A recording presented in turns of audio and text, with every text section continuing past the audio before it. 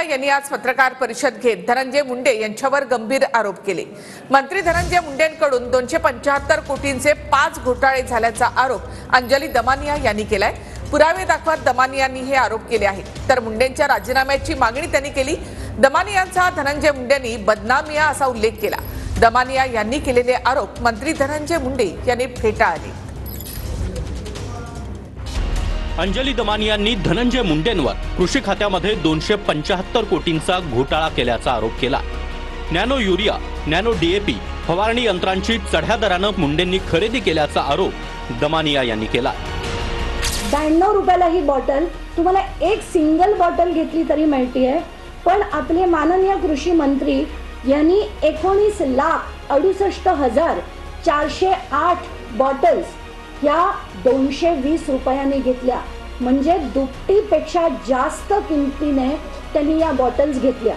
नॅनोची किंमत ही आजही तुम्ही काढा, माझं चॅलेंज आहे, काश्मीर पासून ते कन्याकुमारी पर्यंत एकच आहे। NAIDCच्याच वेबसाईटवर तो आता 2,946 रुपयाला विकला जातोय। आता ही त्याचा विकण्याचा रेट असताना आपले माननीय कृषी मंत्री त्याचं जे टेंडर फ्लोट करतात ते 3,426 रुपयाला आता विकत घेतायत, म्हणजे याला आपण भ्रष्टाचार म्हणायचा का काय म्हणायचं?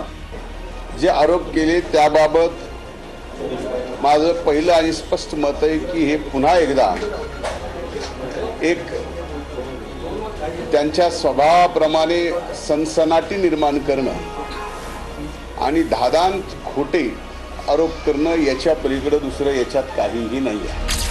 टेंडर काढण्यासाठी बॅकडेटेड पत्र मुंडेंनी दिल्याचा आरोप देखील दमानियांनी केला।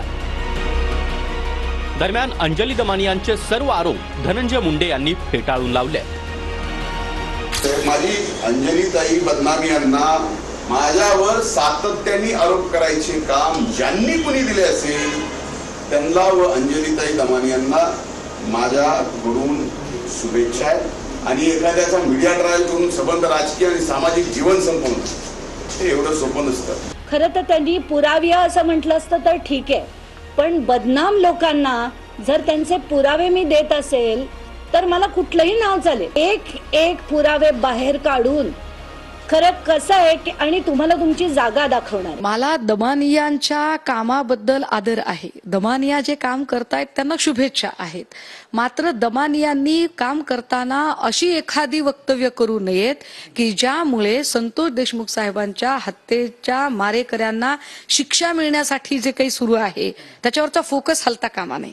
जसं मध्येच धसांनी जसा प्राजक्ता माळींचा विषय काढला आणि फोकस हलला होता, तसा फोकस हलू